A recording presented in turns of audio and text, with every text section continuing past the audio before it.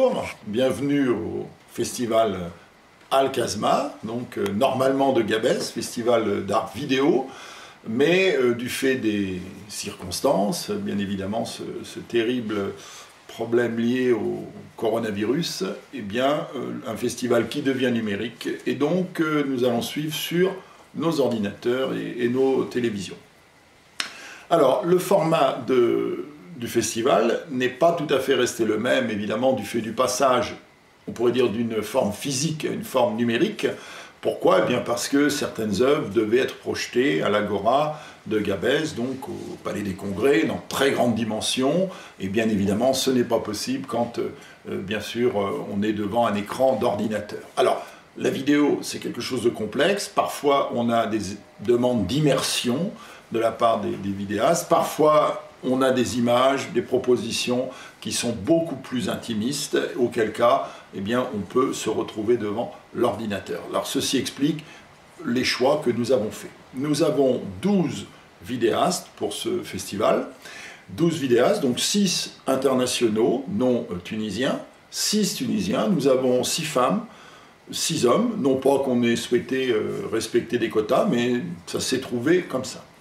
Alors, selon la logique qui est celle depuis maintenant plusieurs années du festival Al-Kazma, il n'y a pas de thématique. Ce n'est pas un festival thématique qui retient un sujet plutôt qu'un autre, ou contre beaucoup d'autres, mais au contraire, c'est un festival dont l'intention est de montrer la diversité des formules expressives, bon, ce qui est peut-être un propos un peu diplomatique, mais en fait ici très cohérent dans la mesure où le monde est pluriel. Il y a en effet une multipolarité des expressions, des manières de concevoir le réel, des manières de le représenter, de le mettre en forme, de le mettre en image. Et il y a aussi une multiplicité de médiums, y compris dans la vidéo, puisque si effectivement la vidéo c'est ce médium qui est né autour de 1965 et dont la particularité est de recourir au monitoring, c'est-à-dire au direct, il y a aussi beaucoup de vidéastes qui font du montage, qui font de la post-production, même de l'animation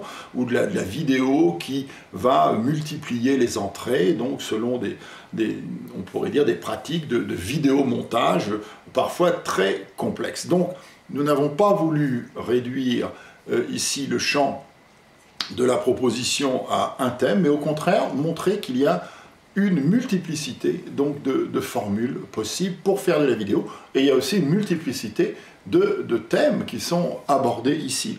Alors, vous le verrez, hein, à travers ces 12 propositions, on a des thèmes qui renvoient à l'actualité, on a des thèmes qui renvoient aux passions humaines, on a des thèmes qui renvoient à la violence, donc on a des thèmes qui renvoient à la résistance, des dessins animés également, qui peuvent donc évoquer la vie la plus intime qui soit, ou au contraire des représentations presque calamiteuses du monde. On a aussi différentes vidéos qui expriment une relation extrêmement tendue à la perception qu'on peut avoir des choses, une perception à la fois collective et individuelle, c'est-à-dire l'individuel dans le collectif dans l'individuel. Donc une proposition à dessin ouverte.